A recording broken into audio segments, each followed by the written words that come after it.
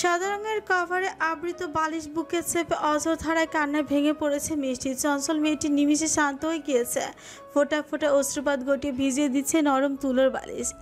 এক ব্যথার দরুন হাজারো দুঃখের পাহাড় জমা হচ্ছে মন গহীনে। স্মৃতিতে একের পর এক হামলা চালাচ্ছে যন্ত্রণার মরণ বেশ। গলা ফাটিয়ে চিৎকার করে কাঁদতে ইচ্ছে করছে, কিন্তু পারছে না। ভালোভাবে প্রস্ফুটিত হওয়ার পূর্বেই অবলীলায় বিলীন হতে চলেছে তার প্রথম আবেগ, প্রথম প্রেম, প্রথম ভালোবাসা। এ দহনকাল সহ্য করার মতো না। বাবা মা মারা যাওয়ার এক এতিম মেয়ে মিষ্টি, বড় এক ভাই আছে। সে মিষ্টিকে কোলে-পিঠে করে বড় করে লালন পালন করেছে। ভাবি ভাই ছাড়া মিষ্টির পৃথিবীতে আপন বলতে কেউ নেই। বাবা মাকে কাছে পায়নি, তাদের মায়া আদর ভালোবাসা যত্ন কেমন হয় জানা নেই। বড় ভাই ভাবির মধ্যে বাবা মাকে খুঁজে পেয়েছে সে, পুরোটা না পেলেও মোটামুটি পেয়েছে। উড়নচণ্ডী মিষ্টি আচমকা পা পিছলে পড়লো রাত নামক পাষাণ যুবকের প্রেমে। জীবনের প্রথম অনুভূতিতেই সে বাবা মা না থাকলেও মিষ্টির ভাই সর্বদা সচেষ্ট থেকেছে বোনকে ভালো রাখার।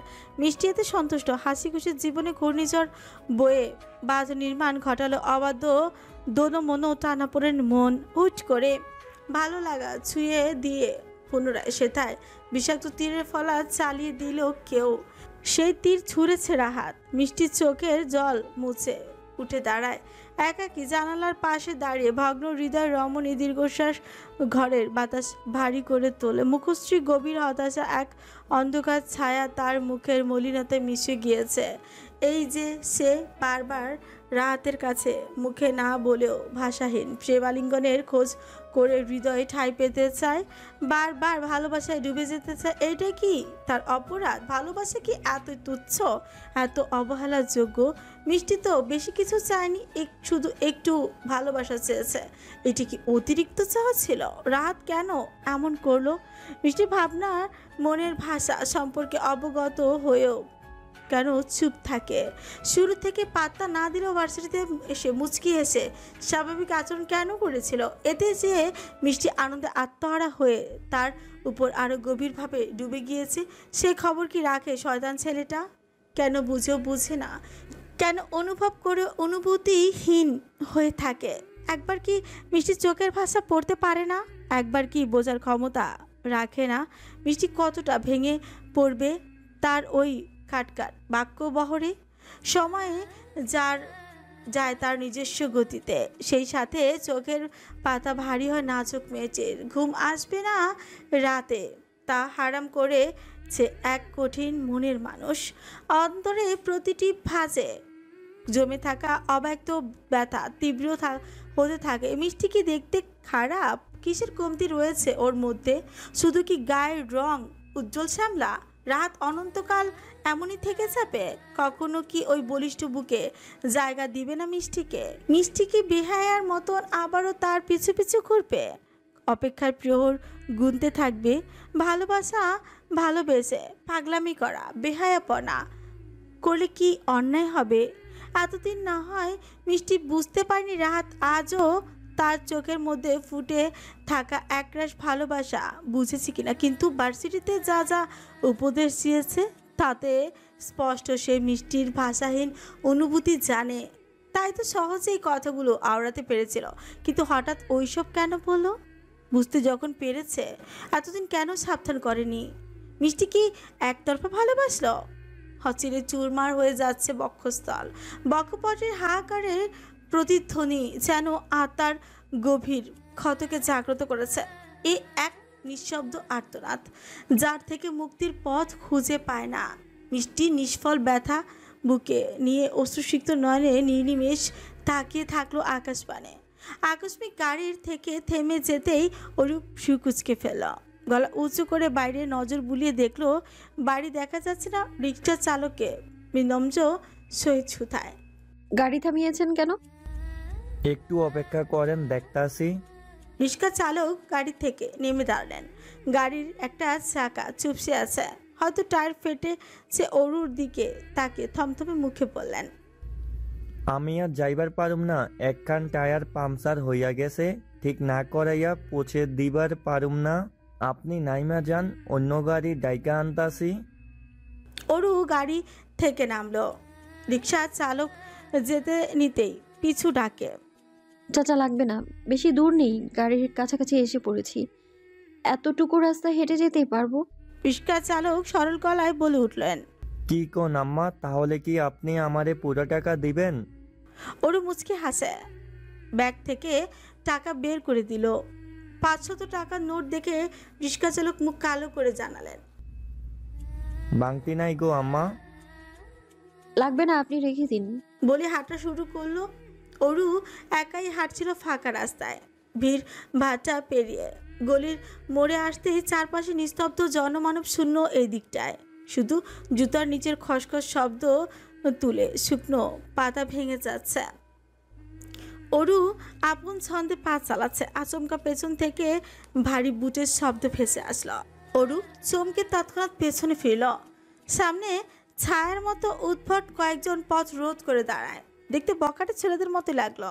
গায়ের পোশাক, চুলের স্টাইল, দাড়ির কাটিং সবটা উগ্রবাদী মানুষের ন্যায়। চোখের অসভ্য চাহনি, ঠোঁটে ক্রু হাসি, মুখমণ্ডল জুড়ে লেপ্টে রয়েছে পৈশাচিক ভাব। হাতের রিভলভার, মাঝারি সাইজের ছুরি, এক একজনের হাতে কেমন নোংরা আর অদ্ভুতভাবে দেখে চলেছে অরুকে। এদের হাবভাবে সুবিধাজনক লাগছে না। অরু পাশ কাটিয়ে চলে যেতেই উদ্যত হয়। তক্ষুনি খসখসে গলা একজন বলে উঠছে, এত তারা কিসের সুন্দরী? তারপর তারা পুনরায় অরুকে ঘিরে ধরল। অরু কিছু খাপড়ে চায়, ঘাড় ঘুরিয়ে পাশে দেখলো কাকপক্ষীর নজর মেলা ভার। ভয়ে গাজর গুটিয়ে এলো মেয়েচের, ভীতগ্রস্ত মুখবিরর তটস্থ। অরু আড়াল করার চেষ্টাই করে যথাসাধ্য, রাগান্বিত চোখেছে কর্কশ গলায় বলল, পথ আটকেছেন কেন? এটা কোন ধরনের অসভ্যতামি? একজন বিশ্রীভাবে হেসে এগিয়ে এলো অরুর কাছাকাছি। কেঁপে উঠছে অরুর সত্তা, কাঁধ হতে ব্যাগটা বুকে চেপে ধরল। ছেলেটি কপাল গোছায় লালসার স্বরে বলে উঠছে, প্রেম প্রেম লুকাছুপি খেলতে চাই, নজর কাড়ার সৌন্দর্য এড়িয়ে যায় কিভাবে? ফিগার তো মাথা নষ্ট করার মতো। অরু তাতে দাঁত পিষল, গা খিনখিন করছে সপাটে। থাপ্পড় মেরে দেয় ছেলেটার গাল বরাবর। ক্রুদ্ধ দৃষ্টি তাক করে গর্জে উঠল, নিজের ভালো চাইলে এক্ষুনি বিদায় হন। ধৈর্য হারিয়ে একজন ছেলে মন্থর বেগে মাথা নাড়ল। বলার সঙ্গে সঙ্গে একজন আচমকা ছুরি দিয়ে আঘাত করতে এগিয়ে এলো। অরুর বুকের ভেতর ধক করে উঠল, রক্তকণিকা হিম হয়ে গেল। নিঃশ্বাস গলায় আটকে আসে, পিলে চমকে উঠছে। ছোট্ট কদমে পিছিয়ে যেতে চাইল, সক্ষম হতে পারল না। পায়ের নিচের মাটি যেন অরুর পা দুটো ধরে রেখেছে। দৌড়ে চলে যাওয়ার উপায় নেই। ছেলেগুলো গোল হয়ে বেস্টিন করে রেখেছে। চোখের সামনে সব কিছু ঝাপসা হয়ে আসছে অরুর। কি করবে, কোন দিক যাবে, এরা কারা, কেন এমন করছে? অরুর কিছু বোধগম্য হচ্ছে না। মস্তিষ্ক ফাঁকা ফাঁকা লাগছে, ভীত সন্ত্রস্ত হৃদয় থেমে যাচ্ছে। মনে হতে লাগলো চারিপাশে এক অদৃশ্য শীতল বাতাস ঘুরে বেড়াচ্ছে, যার প্রতিটি ঝাপটা যেন অরুর অস্থির চেতনায় আতঙ্ক সৃষ্টি করেছে। বুকের ভেতর এক অস্বাভাবিক ঠান্ডা ভর করেছে, শ্বাস নিতে কষ্ট হচ্ছে। রাস্তার বাঁকের প্রতিটি কোণে একটি অস্পষ্ট ভয়ের উপস্থিতি তাকে ঘিরে ধরেছে, আর সেই অদৃশ্য জড়ানো ভয় একে একে অস্তিত্বের শূন্যতা খুঁজে পেতে বাধ্য করছে। মস্তিষ্কের ভেতর অস্বাভাবিক চাপ, যেন কিছু ভয়ঙ্কর ঘটনা ঘটতে চলেছে। শরীরের প্রতিটি রক্তনালীতে আতঙ্কের স্রোত প্রবাহিত হতে থাকলো এবং সমস্ত অঙ্গ প্রত্যঙ্গ এক অদৃশ্য শকের মাধ্যমে অবশ হয়ে যাচ্ছে। অরু ঝোঁকিরে কুকড়ে আসে, পিপাসায় কাতর কণ্ঠনালী অবরুদ্ধ। কোনো রকমের উত্তর দেয়, কারা আপনারা, কি চাই? জবাব দিল না তারা। একদম নিরুদ্বেগ, চোখে মুখে নেড়ি কুকুরের ন্যায় লোভাতুর কাঙ্ক্ষিত বস্তু লাভের অশোভন প্রবল স্রোত। কুটিল হিংসাত্মক তৎপর দেখতে হামলা চালায় অরুর উপর। অরুর চোখ খেঁচে বন্ধ করে নেয়। ছুরি তারা নরম বাহু বিদীর্ণ হওয়ার আগে ফেরেশতার মতো কেউ এসে সেই মুহূর্তে উপস্থিত হয়। তুড়ি বাজিয়ে বকাটে ছেলেদের মনোযোগ আকর্ষণ করে। ছেলেগুলো শব্দের উৎসের সন্ধান নাগাল পেতে বিকৃত দৃষ্টি তাক করলো সেথায়। আগন্তুক সিনা চান চান করে সটান হয়ে দাঁড়িয়ে প্যান্টের পকেট হাত গোজে আছে। এক পাশে গ্রীবা বাঁকানো অরু ঘাড় কাজ করে খুঁচিয়ে খুঁচিয়ে তির্যক চাহনি নিক্ষেপ করে ছেলেদের পানে। ছেলেগুলো তাকে দেখে জড়সড় হয়ে গেল। জিহ্বা লালা দ্বারা কণ্ঠনালী ভেজায়। অরুর থেকে দূরত্ব বজায় রাখলো। একে অপরের মুখ চাচাই করছে। ততক্ষণে শুনতে পেল পৌরশালী মোটা গমগমে স্বর। আউট। বলতে বাকি বিধিবাম ছুটতে দেরি হলো না। তৎক্ষণাৎ বড় বড় ব্যস্ত কদমে চলে গেল তারা। চওড়াও কঞ্চ শুনে আতঙ্কিত অরু ফট করে অক্ষিপট খুলল। অপরিচিত মুখয়ব দেখে পিটপিট করে তাকালো। আগন্তুক একই ভঙ্গিতে দাঁড়িয়ে আছে। অরু ললাটে প্রগাঢ় ভাস ফেলে আশেপাশে নজর বুলালো। বকাটে ছেলেদের না দেখতে পেয়ে স্বস্তি নিঃশ্বাস ছাড়ল। উচাটন শরীর আহত হওয়ার কথা চিন্তা করে শরীর থরথর করে কাঁপছিল। এখন তা প্রশমিত জোরে জোরে গভীরভাবে শ্বাস নিল, যেন বুকে থাকা এক চাপা দুঃস্বপ্ন মুহূর্তেই গলে গিয়ে ফুসফুসে অক্সিজেন ফিরিয়ে দিল। হৃৎপিণ্ডের পাগলাটে দৌড় আস্তে আস্তে স্বাভাবিক হচ্ছে। তীব্র আতঙ্কে সুকঞ্চিত শিরেগুলো জিলেডালা হয়ে শান্তির স্রোতে ভাসতে শুরু করেছে। শরীরের প্রতিটি কোষে জমে থাকা তীব্র শীতল ভয় গলে গিয়ে উষ্ণ রক্তের প্রবাহে মিশে যাচ্ছে। এতক্ষণে যে হাত পা বরফের মতো অসাড় হয়েছিল সেগুলো ধীরে ধীরে স্বাভাবিক হতে করে অনুভূতি ফিরে পাচ্ছে। বুকের গভীরে এক অজানা শূন্যতা আশ্বাসের ছোঁয়ায় ভরে উঠল। এই মুহূর্তে পৃথিবীর সবচেয়ে বড় উপহার মনে হচ্ছে নিঃশ্বাস নেওয়ার এই স্বাধীনতা। নিজেকে সামলে অরু অবুঝ চাহনিতে দেখলো এক পল সম্মুখের মানুষটিকে। অতঃপর জিজ্ঞেস করলো, আপনাকে ঠিক চিনতে পারছি না, আপনি কি চেনেন আমায়? আগন্তুক খানিকটা বিরক্ত হলো, তবে প্রকাশ করলো না। চিবুক চুলকা আলতো করে কণ্ঠ খাদে এনে রুষ্ট গলায় জানায়, চেনা জানা পরে আমি যে আপনার এত বড় উপকার করলাম, বিনিময়ে ছোট্ট একটা ধন্যবাদ জানাতে পারতেন নাকি? ধন্যবাদ দিতেও টাকা লাগে? অরু কাজল টানা হরিণী নেত্র বড় বড় করে তাকায়। পল্লব নড়াচড়া করছে তার আড়ালে। সহসা জিভ কাটলো। অস্বস্তি মাখা কণ্ঠে জবাব দেয়, থ্যাঙ্কস।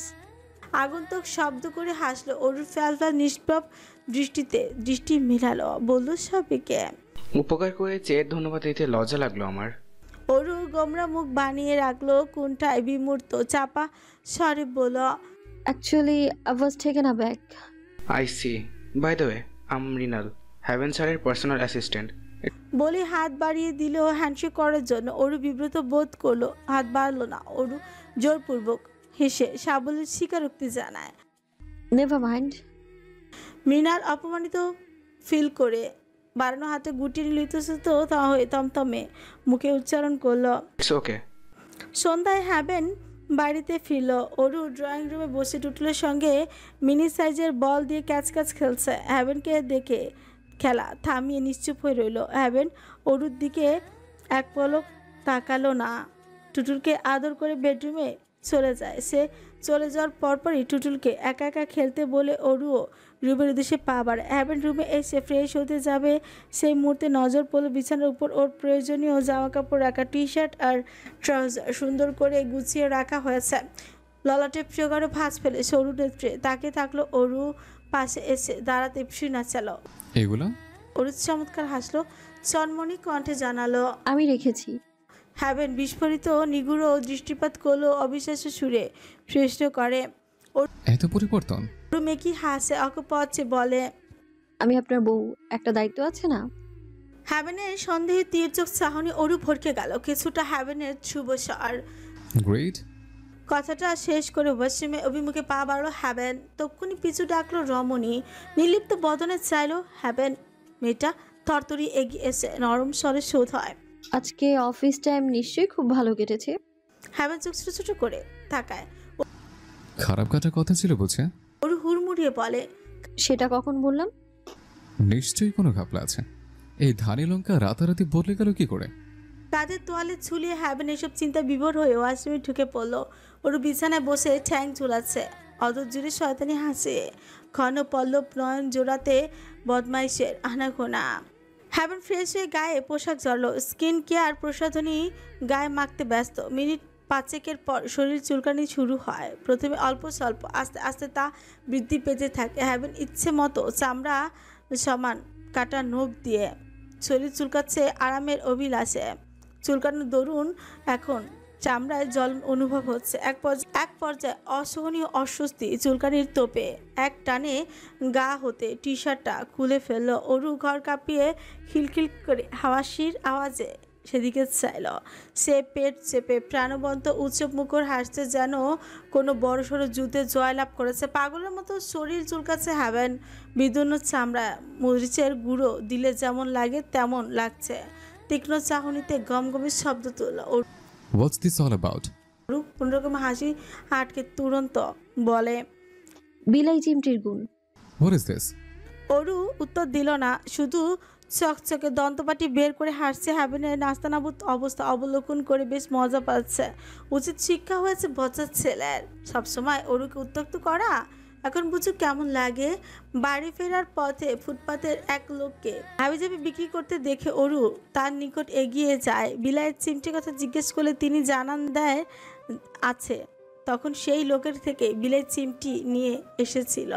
হ্যাভেন তুরন্ত ওয়াশরুমে গিয়ে শরীরের উপর ঠান্ডা পানি ঢালো। পানির ফোঁটা সূচের মতো ন্যায় বিচ্ছে। দীর্ঘক্ষণ ফের গোসলের করে বেরিয়ে আসে। দৌড়ঝাঁপ করে ক্লান্ত হয়ে গিয়েছে। বাইরে থেকেও ক্লান্ত হয়ে ফিরেছিল। এনার্জি প্রচুর লস হয়েছে। দপ করে বিছানায় বসল। শান্ত কণ্ঠে জানতে চাইল, ইচ্ছে করে করেছ? অরু নাক ছিটকায়। ভেজা তোয়ালে বিছানায় ফেলে রেখেছে। ও গিয়ে বেলকুনিতে দড়ির মধ্যে মেলে দিয়ে আসে। ঝটপটে দায়সারা ভঙ্গিতে প্রত্যুত্তর করে, ইয়েস, ওয়াই? যা করেছি বেশ করেছি, এটা আপনার প্রাপ্য। আমাকে মিথ্যে কেন বলেন? হ্যাঁ, বউ ছাড়া পরনারীর প্রতি আকৃষ্ট নন? ডেফিনেটলি আকৃষ্ট। প্রথম বউয়ের জন্য এতটা উতলা ভালো কথা, কিন্তু বাইরের মেয়ে নিয়ে নষ্টফুসি কেন করেন? হ্যাঁ, হ্যাভেন হতভম্ব হয়ে গেল। অবাক হয়ে চ্যাপ করে চেয়ে রইল। পরপর সচকিত হয়ে প্রশ্ন ছিল। এসব কি বলছো? মাথার নাট বল্টু ছেড়ে গিয়েছে? অরু তেতে উঠল, তেড়ে গেল এভেনের কাছাকাছি। বিদ্রুপ স্বরূপ বলল, একদম ঠিক বলেছি। একটা সাদা বিড়াল শাকচুনির সঙ্গে আজ রেস্টুরেন্টে লাঞ্চ করতে দেখেছি আমি। ভাবনা কান্তের ন্যায় তাকালো হ্যাভেন। জ্যাজলিনের কথা বলছো? অরু কটাক্ষ জবাব। মেয়েটার নাম জাজলিন? বাহ, একবার বলতেই চিনে ফেললেন। হ্যাভেন ফোঁস করে তপ্ত শ্বাস ছাড়ল। পর মুহূর্তে রহস্যময় ক্রু হাসল।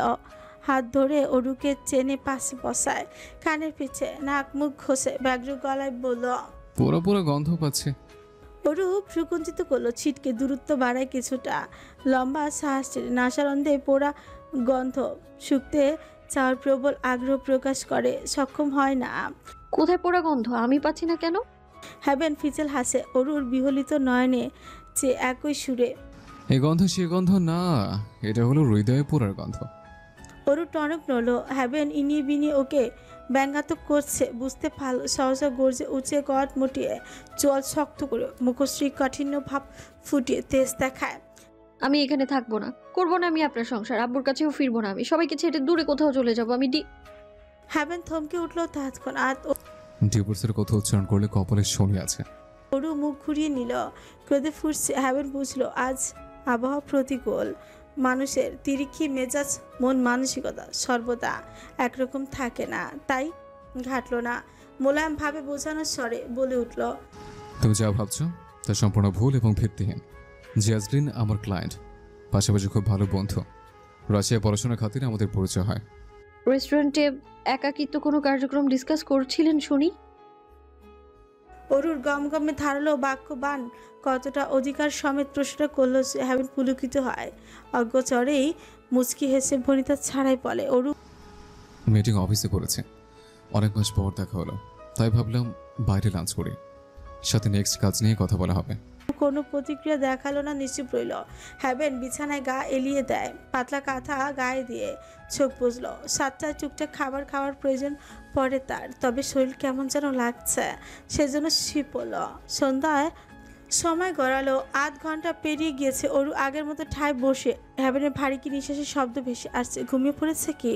অরু আলগোছে অল্প একটু কাঁথা সরিয়ে চাইলো এক পলক, অমনি আতকে উঠল। তড়িঘড়ি করে কাঁথা কোমর পর্যন্ত নামিয়ে দিল। হ্যাভেন অপুর হয়ে শুয়ে আছে, পরনে শুধু ট্রাউজার। উন্মুক্ত ফর্সা পৃষ্ঠদেশ, ঘাড় কাত লাল হয়ে থেকে থোকা থোকা ক্ষুদ্র রূপে ফুলে আছে। আম গাছে থাকা এক ধরনের ছ্যাঙ্গা নামক বিচ্ছু প্রাণী রয়েছে, যার পশম নামক শরীরের ত্বকে লাগালে চুলকায় এবং ফুলে রক্তিম বর্ণ ধারণ করে। ঠিক সেরকম হয়েছে। অরু কাপা হাতে হ্যাবেনের কাঁধে রাখলো। মুহূর্তে ফট করে চোখ খুলল সে। চক্ষু জোড়া লাল হয়ে আছে, মুখমণ্ডল জুড়ে কাতর রেখার সূক্ষ্ম চিহ্ন। অরু হকচকিয়ে চায়, হাত গুটিয়ে নেয়, এদিকে ওদিক নজর বোলায়। হ্যাবেন দুর্বধ হাসল, চটান হয়ে শোয়। অরু আর চোখে চায়, বুক গলা একই অবস্থা। খারাপ লাগলো ওর, এরকম ঘটবে জানতো না। ভেবেছিল জাস্ট চুলকাবে, হয়তো অ্যালকোহলিক পাউডার মিশ্রিত ছিল। অরু চোখ নামিয়ে নিল, তক্ষুনি শুনতে পায় হ্যাবেনের প্রশ্ন। ফের চাইল সে। হ্যাবেন উন্মুক্ত মোটা ভ্রু নাচিয়ে স্থূল গলায় শুধায়। খুশি হয়েছ? হ্যাবেনের নির্লিপ্ত কর্মকাণ্ড পর্যবেক্ষণ করে উদ্গ্রীব হয়ে উঠল অরু। বিরস মুখে উত্তর দিল, আমার এরকম ইন্টেনশন ছিল না। হাতের নখ যদি বড় হয় তাহলে নখ কাটতে হয়, হাতের আঙুল নয়। ঠিক তেমনি সম্পর্কের মাঝে যদি ভুল বোঝাবুঝি হয় তাহলে ভুল ভাঙতে হয়, সম্পর্ক নয়। এতে হয় নিজের নয়তো আপন করে ক্ষতির সম্ভাবনা থাকে। অরু ভোতা মুখে মস্তক নিচু করে নিল। হ্যাবেন ওর বাহু টেনে বুকের উপর ফেলে ওর বিস্মিত হয়। আকস্মাৎ ঘটনায় চমকে উঠল। হুড়মুড়িয়ে উঠতে চাইলে বাধা প্রদান করলো হ্যাবেন। গালের সাথে গাল মিশে শীতল গলায় জানালো, পাগল হয়ে যাচ্ছি জান। অরুর বুক থুকপুক করছে, খোঁচা খোঁচা দাড়ি বিচ্ছে পেল মসৃণ গালে। ওর কোমর পেঁচিয়ে হ্যাবেন বালিশে শুয়ে দিল। চোখের পলকে ঝুঁকে আছোয়া হলো মেয়েটির অখিপচ। বড় বড় হয় অমনি। ওর বুক থুকপুক করছে, খোঁচা খোঁচা দাড়ি বিচ্ছে পেল মসৃণ গালে। ওর কোমর পেঁচিয়ে হ্যাবেন বালিশে শুয়ে দিল। চোখের পলকে ঝুঁকে আছোয়া হলো মেয়েটির অখিপত। বড় বড় হয় অমনি। অরুর একটা হাত ধরে বুকের বাঁ পাশে চেপে ধরলো হ্যাবেন। সে অবাক হয়ে তাকায়। অরু নাকে সরু নাক ঘষল, নিরেট স্বরে আবদার করলো হ্যাবেন। চুমু খাও। জীর্ণ মেয়েটির গলা কাঁপে, শুষ্ক ঢোক গিলে নিমিষেই আমি স্পষ্ট বাক্য কণ্ঠনালী ভেদ করে বের হয় না। সবকিছু অগোছালো লাগছে। সম্মুখে মানুষটার তীক্ষ্ণ সুগভীর আখি যুগলে অন্যরকম মাদকতা মিশানো। উষ্ণ নিঃশ্বাসে ঝলসে দিচ্ছে তাকে। অরুর মৌনতা দেখে হ্যাবেন একই ভঙ্গিতে ফের বলল, শুকনো মুখে চিড়ে ভেজে। অরু অসহায় ভঙ্গিতে তাকায়, ইচ্ছুক কম্পনমান দেহশ্রী। বার কয়েক পলক ঝাপটায়, এলোমেলো দৃষ্টি ঘোরায়। হাত ছাড়াতে সচল থাকলো আমতা আমতা করে নিষ্প্রিয় গলায় প্রতিউত্তর করলো তৎক্ষণাৎ, আমি বুঝতে পারিনি এতটা বাড়াবাড়ি হয়ে যাবে। বাড়াবাড়ি যেহেতু হয়ে গিয়েছে তখন আমি একটু বাড়াবাড়ি করি। এখন আমি এমন কিছু করব যার জন্য হয়তো তুমি প্রস্তুত নাও। Sorry but no sorry, decision নিয়ে নিয়েছে। সো 2 সেকেন্ডের মধ্যে নিজেকে প্রস্তুত করো। বাক্যের জবনিকা টেনে হ্যাবেন মুখ এগিয়ে শ্রীয় কার্য সম্পূর্ণ করতে ওর আশপাশ লাগছে। বিড়ায় ছলাৎ ছলাৎ শব্দ করছে, নেত্রদয় খিচে বন্ধ করে আসছে। সেভাবে থেকে রুক্ষ ঠোঁটে গাঢ় স্পর্শ পেল থুতনিতে। ওরু নিভু নিভু চোখ মেলল, আপনি হাত উঠে আসে থুতনিতে। চুমু পড়লো কিন্তু থুতনিতে। ভেবেছিল হ্যাবেন উষ্ঠ চুমুন ঘটাবে, কিন্তু না, তার ধারণা ভুল প্রমাণ হলো।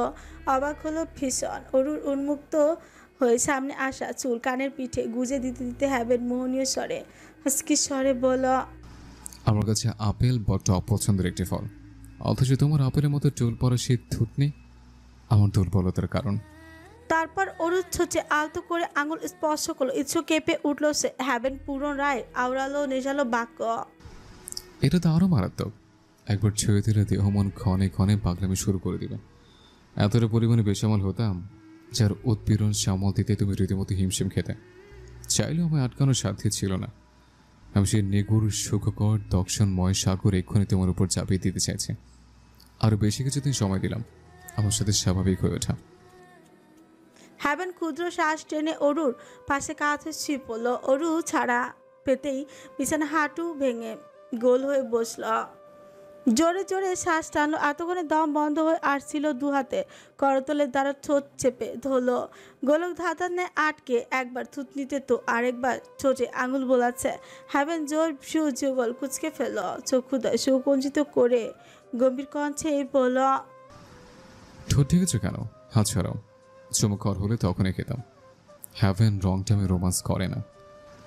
ওরুকে মেরে ফেলবো আমি। হ্যাভেনের অভিব্যক্তি উত্তেজিত মূলক গমগমে চওড়া কঞ্চে ফোনের অপর প্রান্তের মানুষটার কোনো হেলদোল নেই। সেই ঘুম জড়ানো নেত্রদয়ে হাই তুলে ভ্রুক্ষেপহীন জবাব দিল, অল দ্য বেস্ট। মজা নিচ্ছিস? একদম না, ঘুম পাচ্ছি ইয়ার।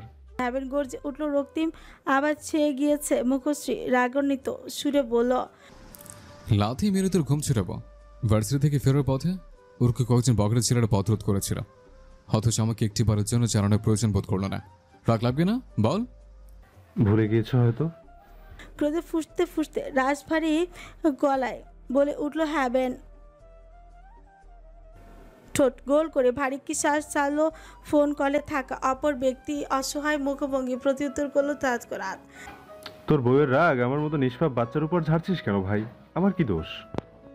তো কাকে বলবো? ধারে লঙ্কাকে কিছু বলতে গেলে গরম তেলে পেঁয়াজ কুচি ছাড়ার মতো ছ্যাত করে ওঠে। দেখি নিচে থেকে বলে কিনা। না বললে ওকে যে কি করবো আমি নিচেও জানি না। জল শক্ত হয়ে এলো হ্যাভেনের। হাত মুষ্টিবদ্ধ করলো সহসা। ঘন ঘন শ্বাস টানছে ব্যক্তিটা। সবটা শুনলো। অতঃপর মৃদু চোটে তিরকি মেজাজের সহিত বলল, তোর বউ যা খুশি কর, আমাকে বলছিস কেন? এমনিতেই নিজের জ্বালায় বাঁচি না। হ্যাভেন ফ্রি কুচকে ফেললো রুড়ো স্বরে জানতে চাইল, তোর আবার কি হলো? লিভ ইট, হৃদয় গঠিত ব্যাপার। বলে এই ব্যক্তিটি কল কেটে দিল। হ্যাভেন হ্যালো হ্যালো করলো বার কয়েকবার, বাট নো রেসপন্স। কিভাবে রেসপন্স আসবে? সে তো কল কেটে দিয়েছে। হ্যাভেন ফোনটা ছাদে ছুঁড়ে মারতে চেয়েও মারল না। যার সঙ্গে এতক্ষণ কথা বললো সে কে ছিল? সে ছিল একজন বন্ধু, ঘনিষ্ঠ বন্ধুর সাথে একাকিত্ব কথা বলা দরুন ছাদে এসেছিল। এতে যেমন গোপনীয়তা বজায় থাকবে, তেমনি মন খুলে কথোপকথনও চালিয়ে যাওয়া সহজ। তবে ছাদের এক সাইডে কিটকিট হাসির আওয়াজ, সেদিকে দৃষ্টিপাত করলো হ্যাভেন। সায়র দাঁড়িয়ে ফোনে কার সাথে যেন কথা বলছে আর হাসছে। হ্যাভেন ভাবুক চিত্তে এগিয়ে যায়। এতক্ষণ সারকে খেয়াল করেনি, কখন এসেছে জানা নেই। কাছাকাছি আসতে শুনতে পেল সারের ফিচল স্বর, অঙ্কুজান্টুস প্লিজ বোঝার চেষ্টা করো। এই জান্টুসটা আবার কে? হ্যাভেনের গুরুগম্ভীর ভয়েস কর্ণগোচর হতে সারু হকচকে উঠল। ঘান ঘুরিয়ে নজর রাখলো বড় ভাইয়ের কাঠিন্য আদলে। অমনি চক্ষু জোড়া প্রসারিত হলো। সূক্ষ্ম চোখ গিল নিমিষে। জিভ দ্বারা ঠোঁট ফিচিয়ে জোরপূর্বক হাসি হেসে জানায়, কেউ না ভাই, ফ্রেন্ড হয়, এমনি দুষ্টুমি করছিলাম। হ্যাভেন সন্দেহী তীক্ষ্ণ চাহনি নিক্ষেপ করে ভরাট স্বরে বলল, বুঝলাম, কিন্তু তুই রাতের বেলা বরফ হাতে ছাদে কি করছিস? সায়র থমথমে খায়। পরপর মেকি হাসলো ভাবলেশীন ভঙ্গিতে। চোট উল্টে উত্তর দেয়, আর বলো না, রাত হলেই যৌবন ডিস্টার্ব করে। অরু প্রতিদিনের জীবন এক ছায়া ঘেরা অন্ধকার। জিজের ইচ্ছের বিরুদ্ধে যে সম্পর্ক বাধা পড়েছে সেটাকে মেনে নিতে অরুর মন একদমই প্রস্তুত নয়। তবে এখন সে বারবার চেষ্টা করছে মেনে নিতে এবং মানিয়ে নিতে, কিন্তু প্রতিবারের যেন এক অনুপ্রবেশকারী হয়ে ফিরতে আসতে হচ্ছে।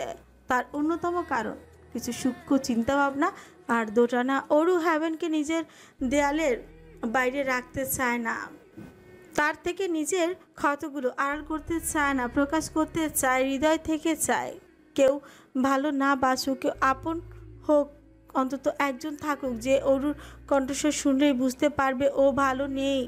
যেভাবেই হোক বিয়ে হয়েছে, তাই সেই একজন স্বয়ং স্বামী কি হতে পারে না? কিন্তু হ্যাভেন গভীর জলের মাছ, না নিজেকে উন্মুক্ত করে আর না তো অন্যকে উন্মুক্ততা দেখাতে দেয়। নিজের মসজিদের সবটা করতে পছন্দ করে। অরু কোনো গভীর ভাবনা নিমগ্ন। বারান্দার রেলিংয়ে নিঃশব্দে হাত রাখে সে।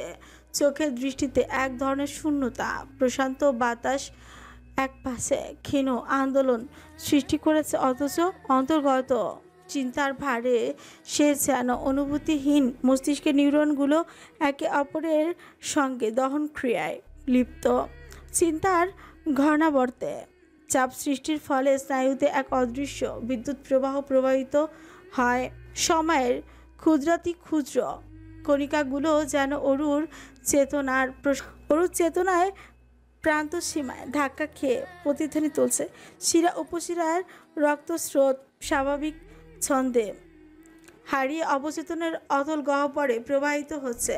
জটিল ভাবনার নিগুড় ভারে স্নায়ুতে এক প্রকার বিষণ্ণ অস্থিরতা ছড়িয়ে পড়েছে। চিন্তার অতল গভীরে নিমজ্জিত হয়ে যে সে নিজের অস্তিত্বের পরিধেয় নির্ণয়ের চেষ্টা করছে, তবে উত্তর অধরাই থেকে যাবে। একে একে সব প্রশ্নগুলোর মনের ক্যানভাসে আঁকা হতে লাগলো। অরুর কানে বাজছে হ্যাভেনের বলা বিগত কিছু বাক্যবহর। 30টা বছর ধরে সিঙ্গেল কমিটির সভাপতি হয়ে থাকতে থাকতে আমার টাকরা যৌবনটা কেমন নেতিয়ে পড়ছিল। আর ভার্জিন স্বামী পেয়েছ, 23-24 বছরে কেউ বিয়ে করে? লোকটা নিজেকে সিঙ্গেল কেন দাবি করলো? কথার ধরন আর নিগুড় চাহনিতে তো একবারও মনে হয়নি মিথ্যে বলছিল। মনে হয়েছে সবটা সত্যি। যার বিয়ে হয়েছে, চোখের সামনে 5 বছরের তরতাজা একটা ছটফটে ছেলে আছে, সে সিঙ্গেল হয় কি করে? অল্প বয়সে বিয়ে না করলে টুটুল 5 বছরের হয় কিসের ভিত্তিতে? আর বিয়ের দ্বিতীয় দিন নিজেকে ভার্জিন বলেছিল, তার মানে হ্যাভেন বিবাহিত না। কিন্তু লোকটা তো এটাও বলেছিল পূর্বে বিয়ে করা সত্ত্বেও পিওর ভার্জিন স্বামী পেয়েছ। এর অর্থ আগে বিয়ে করেছে আরেকটা, এখন আবার বলছে এই পর্যন্ত সে সিঙ্গেল। উফ শিট, মিলছে না, কোনো হিসাব মিলছে না। সবটাই এলোমেলো লাগছে, আমার মাথাটা যন্ত্রণায় ছিঁড়ে যাচ্ছে। অরু আর ভাবতে পারছে না, সব কিছু সমস্ত কিছু একটা গোলক ধাঁধা, সব কিছু ধোঁয়াশা। অরুকে কেন ধোঁয়াশায় রেখেছে? এতে খিলাপ বজ্জাত লোকটার এমন কেমন রহস্য? কে উন্মোচন করতে পারবে তার এই পুরুষের আসল সত্যি? কার কাছে যাবে অরু? ওকে ঠিক সঠিক তথ্য দিয়ে সাহায্য করবে। যদি কেউ জেনেও থাকে, সে কি বলতে রাজি হবে? গভীর রাত্রি, এই সময়ে রাতের পরিবেশ এক রহস্যময় নিস্তব্ধতা আচ্ছন্ন। চারিপাশে এক অস্বাভাবিক স্তব্ধতা। চাঁদের ফ্যাকাশে আলো নিস্তেজভাবে ছড়িয়ে পড়েছে, আর বাতাসে মৃদুমন্দ এক ঠান্ডা ঠোঁটের মতো হিম শীতলতা ভেসে আসছে। রাস্তায় গাছের পাতাগুলোকে নিজের কামরায় হারিয়ে গিয়েছে। পাতাগুলোর প্রতি তীক্ষ্ণ ক্ষতগুলো বাতাসের সাথে আকাশটা থেকেও এক নিঃশব্দ গর্জন কেমন ভেসে আসে। মনে হয় সুবিশাল আকাশ এক গভীর রহস্যের প্রতীক্ষায়। বাগানের ফুলগুলো তাদের সুবাসের অস্তিত্ব ভুলে গিয়েছে, এক নিথর অবস্থায় স্থির হয়ে পড়ে আছে। পাপড়ির কোমলতার কোনো রূপকথা বিরতি হিসেবে থেমে আছে। গাছের শাখাগুলো তীক্ষ্ণভাবে হালকা ঝিঝির করে আওয়াজে কাঁপছে। তাদের চূড়াগুলো পৃথিবীর থেকে বহু গুণ দূরে, এক অদৃশ্য আকর্ষণী মনে হচ্ছে। মাঝে মাঝে কোথাও একটা পাখির ডাক গানের মধ্যে এক অস্বস্তিকর গড়গড় করে ঢুকে পড়ে। আর স্বপ্নের মাঝে টুকরো টুকরো বিভ্রান্তি। সুন্দর টলমলে পুকুরের জল একটু নড়ছে না, তার উপর চাঁদের আলো প্রতিবিম্ব, এমনকি আকাশের প্রতিটি দোলা পর্যন্ত অনুপ্রবিষ্ট হচ্ছে, যেন কিছুই তাকে স্পর্শ করতে না পারে। সারা বাগান এক কাল্পনিক অন্ধকারে ডুবে রয়েছে, এবং সব কিছু এক মুহূর্ত অদ্ভুতভাবে নীরবে এক গভীর শূন্যতায় আটকা পড়েছে। বাড়ির বাগানে থমথমে পরিবেশ নিমিষে ভারী হয়ে উঠল অরু এবং টুটুলের আসমান কাঁপানো বাজখায় চিৎকারে। দুজন মুখোশ পরা লোক টুটুলকে নিয়ে যেতে চাইছে, তাই অরু তাদেরকে যতটা পারছে আটকানোর চেষ্টা করছে এবং সমান তালে চেঁচাচ্ছে। এক প্রকার ধস্তাধস্তি জবরদস্তি শুরু হয়ে গিয়েছে তাদের মধ্যে। দুজন দাগরা পুরুষের সঙ্গে কি একা মেয়ে হয়ে পেরে ওঠা চারটিখানি কথা নয়। অবশেষে না পেরে অরু 2 হাঁটু দ্বারা একজন পুরুষের অন্ডকোষে আঘাত করে। লোকটা মৃদু আওয়াজে ব্যথিত শব্দই করে তুলল। পরপরই টুটুলকে ধরে রাখা হাত শিথিল হয়। আতঙ্কিত অরু তৎক্ষণাৎ ছাড়া মেরে হাত ছাড়িয়ে নিল। টুটুল বল খেলছিল। বল খেলার এক ফাঁকে জানলা দিয়ে বল নিচে পড়ে যায়। কান্নাকাটি শুরু করে দিয়েছিল। অরুকে বললে মুহূর্তেই তাকে নিয়ে বাগানে আসে বল খুঁজতে। তখনই কোথা থেকে এসে দুজন লোক এসে টুটুলের মুখ চেপে নিয়ে যেতে চাচ্ছিল। অরু দারোয়ানকে ডাকলে কোনো সাড়া পাওয়া যায়নি। তাকে দেখলো দারোয়ান চেয়ারে বসে ঘুমাচ্ছে। হয়তো তাকে কিছু শুকিয়ে ঘুম পাড়ানো হয়েছে, নয়তো এতবার ডাকার পরও কেন শুনতে পেল না। দুজন লোক পুনরায় ওদের নিকটে এগিয়ে আসতে উদ্যত হয়। পরক্ষণই খেয়াল করে দেখলো হ্যাভেন এদিকে আসছে। ফটাফট তারকাটা বিশিষ্ট রাউন্ড দেওয়া দেওয়াল টপকে চলে যায়। হাতে রাবারের তৈরি ভারী চামড়ার গ্লাভস ছিল বলেই তারকাটার করতল বিদীর্ণ করতে সক্ষম হয়নি। অনায়াসে মইবে দেয়ালে টপকে যেতে পেরেছে লোক দুজন। হ্যাভেন যখন শায়রের সঙ্গে ছাদে দাঁড়িয়ে কথা বলার ব্যস্ত, অরুর চিৎকার প্রথমে কর্ণকুহরে না পৌঁছালো। কিছুক্ষণ পরে আকস্মিক নজর পড়ল বাগানে। স্পষ্ট দেখা যাচ্ছিল তড়িৎ গতিতে একটি গাড়ি ওদের বাড়ির সামনে থেমে হুড়মুড়ি করে দুজন লোক বাগানে ঢুকছে। হ্যাভেন ভাবতে পারেনি এই সময় অরু আর এবং টুটুল বাগানে রয়েছে। রাতে যে অরু টুটুল বাগানে থাকবে এটা কি বিশ্বাসযোগ্য? সেই জন্যই প্রথমে বুঝতে পারেনি। আকস্মাৎ ছায়াগুলোর হাতাহাতি দেখে অরুর ওড়না নজরে আসতে তড়িঘড়ি করে ছাদ থেকে নেমে আসে। হ্যাভেন দৌড়ে ছুটে আসে, স্ত্রী সন্তানকে জাপড়ে জড়িয়ে ধরল। বুক কাঁপছে সবেগে, চোখে এক অজানা ভয়, এক অদম্য আতঙ্ক। একটু হলে পায়ের তলা থেকে মাটি সরে যাচ্ছিল, পৃথিবীটা অন্ধকারে ডুবে যাচ্ছিল। সে নিজেই পিছু ফেরে অন্ধকারের দিকে তাকালো। সশস্ত্র মন, থরথর করা হাত, মনে হচ্ছিল সময় আজ প্রতিকূলে ধ্বংসাত্মক হতে হতে অনুকূলে ফিরে এসেছে। নিগুড় দৃষ্টিতে জীবনের সমস্ত রাগ, ক্ষোভ, দুঃখ একত্রিত হয়ে গিয়েছে।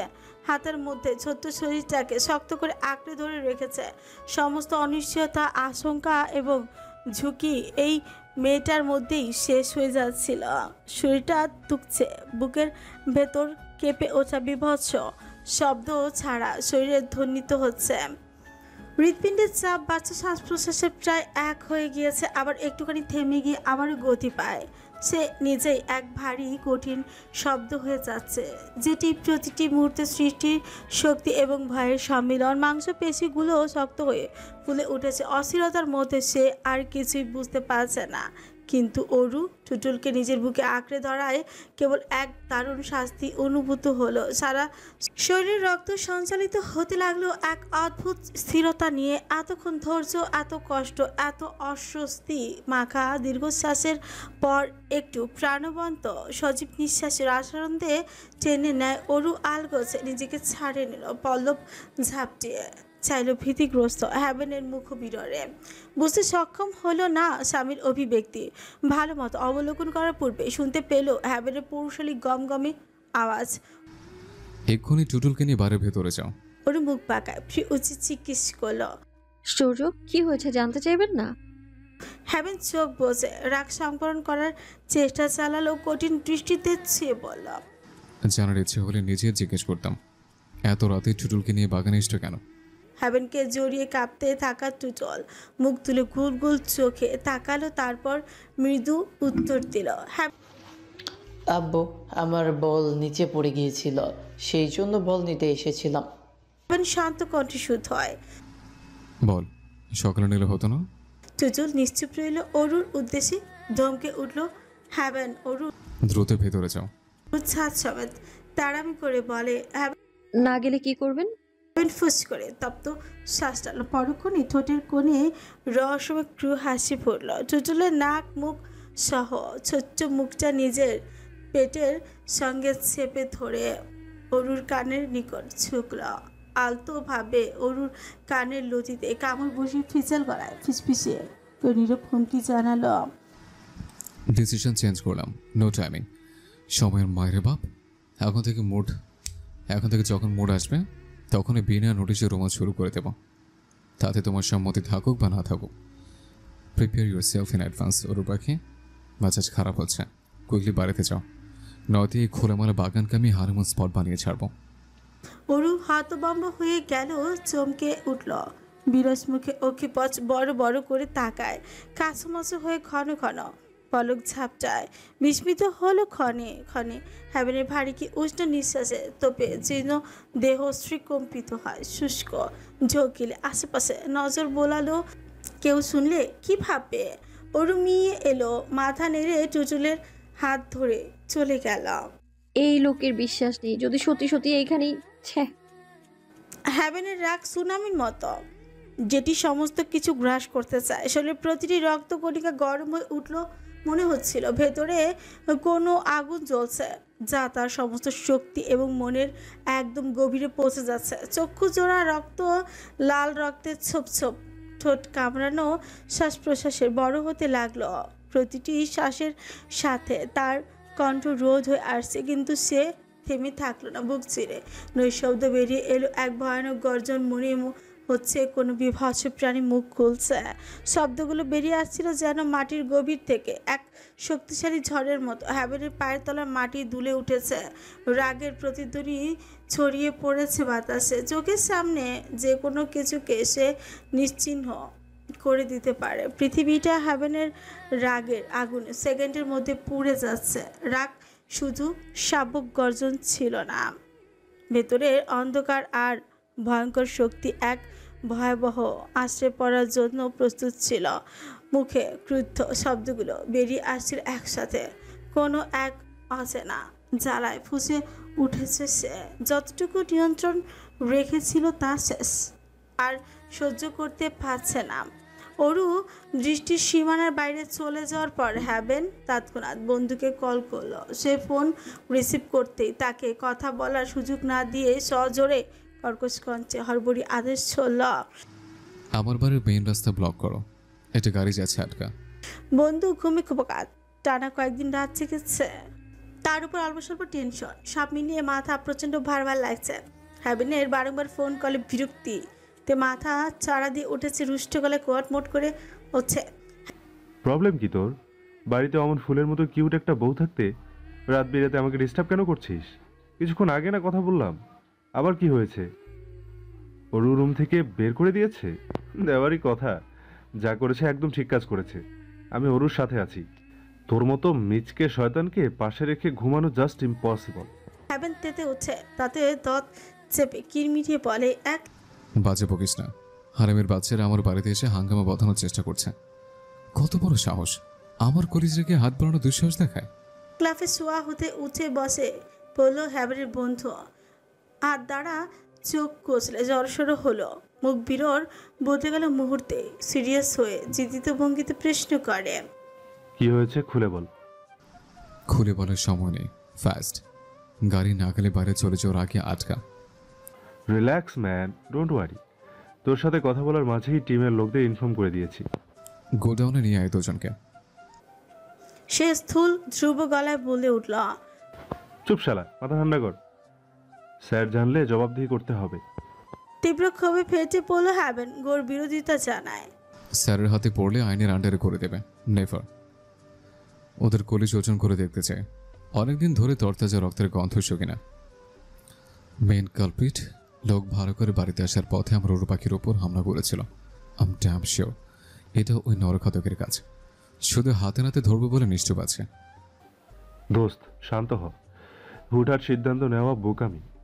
হ্যাভেন জোরে জোরে নিঃশ্বাস নিল, ফোঁস করে তা পবনে ছালো। নিগড় চাহনিতে অজ্ঞান হয়ে বসে থাকা দারোয়ানের দিকে চাইল এক পল, অতপর বাঁকা হাসলো, ধিমি স্বরে বলল সবেগে, হ্যাভেন ঝোঁকের বসে ডিসিশন নেয় না। এদিকে আমার বউ তো আরো এক কাঠি উপরে। ধানি লঙ্কা অন্য সময় হরিণের মতো লাফালাফি করতে পারে, কাজের সময় পারে না। বন্ধু শব্দ করে হু হু করে হাসলো। হ্যাভেনের বউ নিয়ে ওর কাছে অভিযোগ করা নতুন কিছু নয়, বরং এটা রোজকার নিয়ম। ওরা অবশ্য ভালোই লাগে। ঠান্ডা কঞ্চে বোঝানো স্বরূপ বলল, ওরুর প্রতি অভিমান পোষণ করিস না। অ্যাটাকের কথা জানায়নি বলে তোর রাগ হয়েছে, তাই তো? ব্যাপার না, স্বাভাবিক আচরণ। তুই যা খারুস মার্কা, বেচারি তোকে ঠিক বুঝে উঠতে পারছে না। সব কথাবার্তা তোর সাথে শেয়ার করতে দ্বিধাগ্রস্ত হচ্ছে। সময়ের সাথে ঠিক হয়ে যাবে। হাজব্যান্ড হওয়ার পূর্বে ভালো একজন বন্ধু হয়ে ধরা দে ওরুর কাছে। ওরু জেদি হলেও সুন্দর নরম মনের সরল সাবলীল একটা মেয়ে। দেখবি সে সবটা দিয়ে তোকে ভালোবাসবে, তোকে ছাড়া কিছুই বুঝবে না। ভেতরে যেতে যেতে হ্যাভেন সনমনে গলায় বলল, রাখছে। চারপাশে শীতলতা ছেয়ে গিয়েছে, মন আমার বউ বউ করছে।